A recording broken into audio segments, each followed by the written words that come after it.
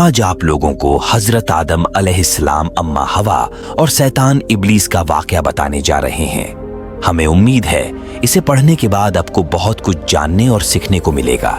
हजरत आदम अलैहिस्सलाम को जन्नत से क्यों निकाला गया? अम्मा हवा को अल्लाह ने कैसे बनाया?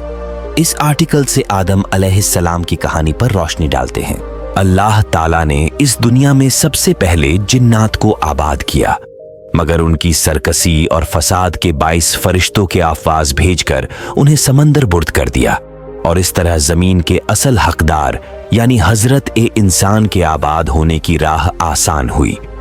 कुरान करीम में अल्लाह उस किस्से की इब्तिदा अपनी और फरिश्तों के माबैन होने वाले एक मुकाले में से करते हैं।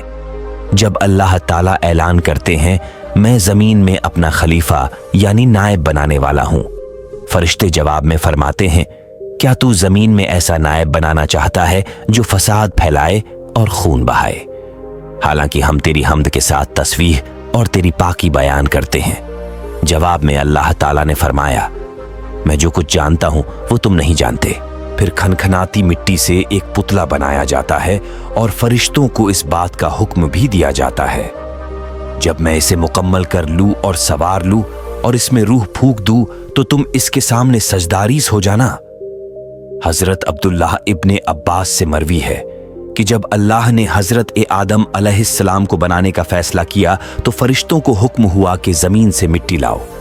पहले हजरत जिब्राइल अलैहिस्सलाम फिर हजरत मिकाइल अलैहिस्सलाम गए, मगर जमीन उनसे कहती, मैं अल्लाह की पनाह में आती हूं कि तू मुझ में से कुछ कम करे या मुझे नुकसान पहुंचाए। दोनों आकर अल्लाह पाक को बताते हैं।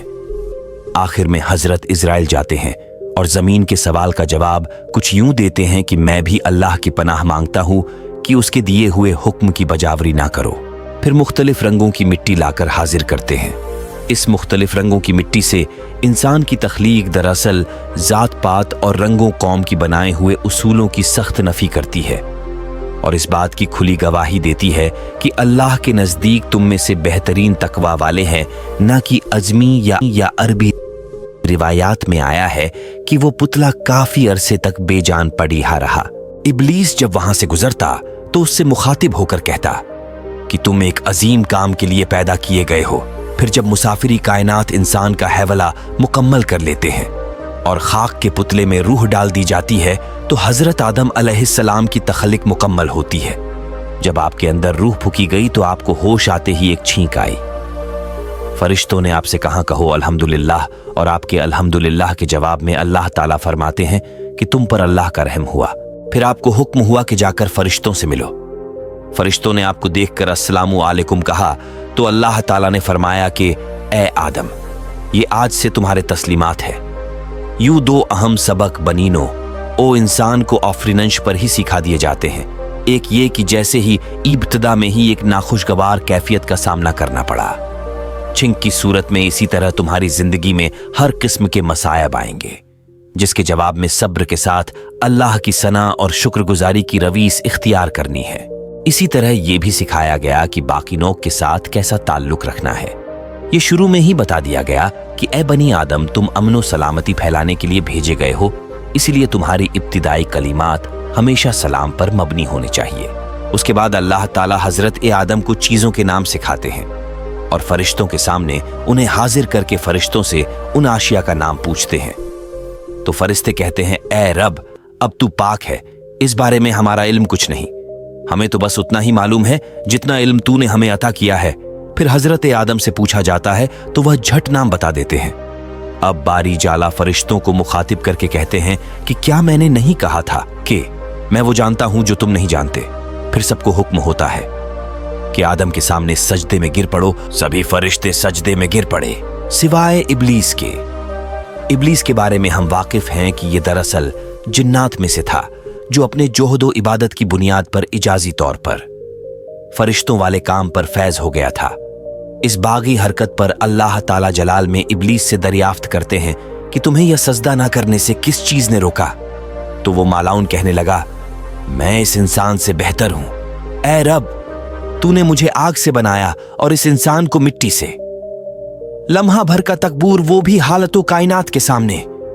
उसके तमाम किए कराए पर पानी फेर गया और वो रजील अपने मन से सिफारीग और दरबार से निकाल दिया गया हुक्म बारी ताला हुआ।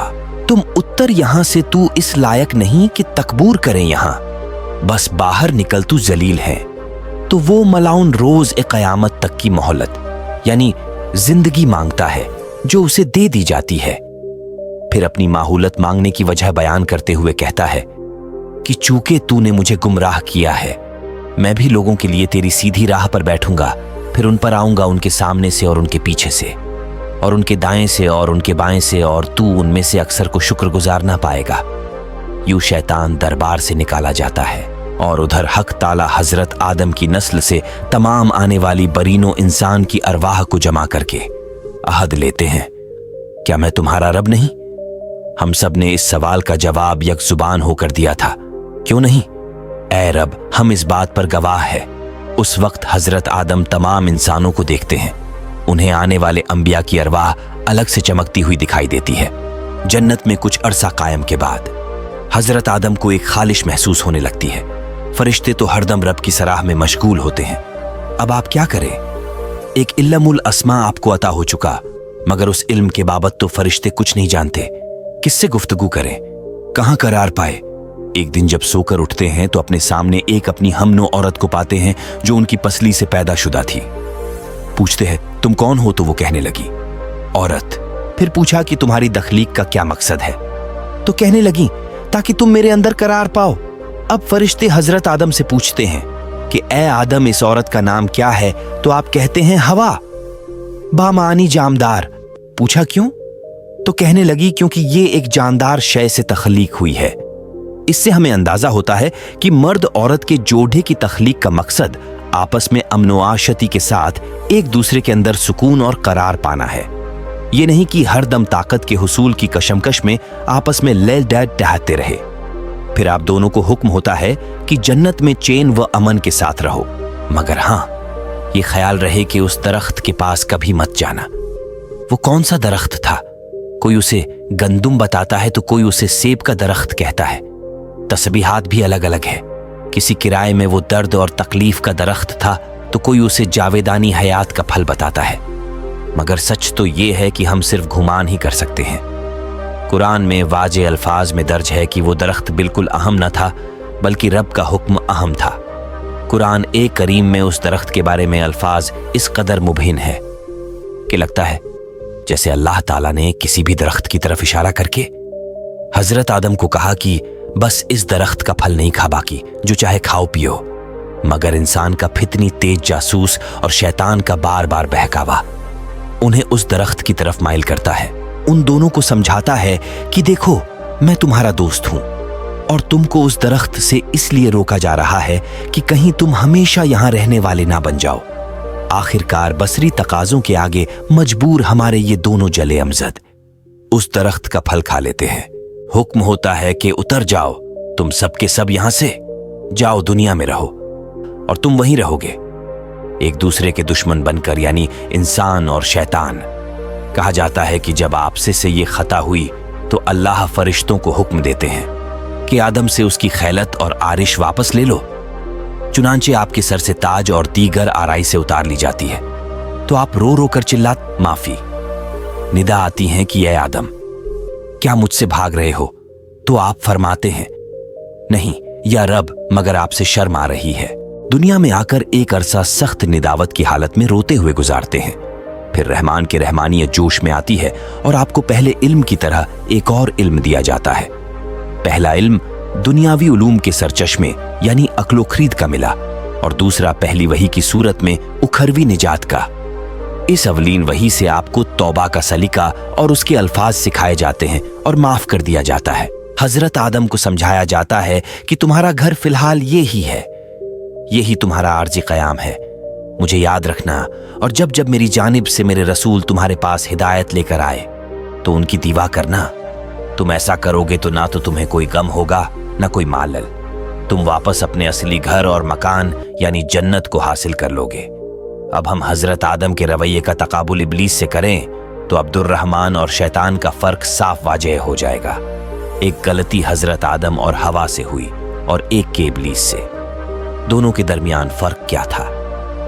फर्क ये था कि हजरत आदम ने फौरी रुजू किया और रो रो के माफी मांगी और अपनी हरकत पर सख्त निदामत का इजहार किया, जबकि इब्लीस ढिठाई के साथ अपनी हरकत पर ना सिर्फ डटा रहा बल्कि अपने तकबूर की तवजीह पेश करने लगा। और जब उसे यकीन हो गया कि मैं ताक़यामत मलियून गया हूं, तो फिर बजाय माफी मांगने के उल्टा अल्लाह को अपनी गुमराही का मौजिम ठहराने लगा। क्योंकि तूने मुझे गुमराह किया है, मैं भी लोगों के लिए तेरी सीधी राह पर बैठूंगा। तो यूं हमें मालूम हुआ कि रहमान के बंदे गुनाहों के बाद एक दावे ने दावत अपने सीने पर सजाते हैं और अपने गुनाहों का इतराफ करते हुए दोबारा अल्लाह का कुर्ब चाहते हैं। और उसके बरखिलाफ है इब्लिस की सुन्नत अना परस्ती घमंड और मैं नामानों की तकरार है। दुआ है कि अल्लाह ताला हमें गुरूर, तकबूर, घमंड और अना जैसी बीमारियों से महफूज फरमाए। आमीन सुमा आमीन। और भी ऐसी ही इस्लामिक वाक़या के लिए हमारे साथ जुड़े रहे।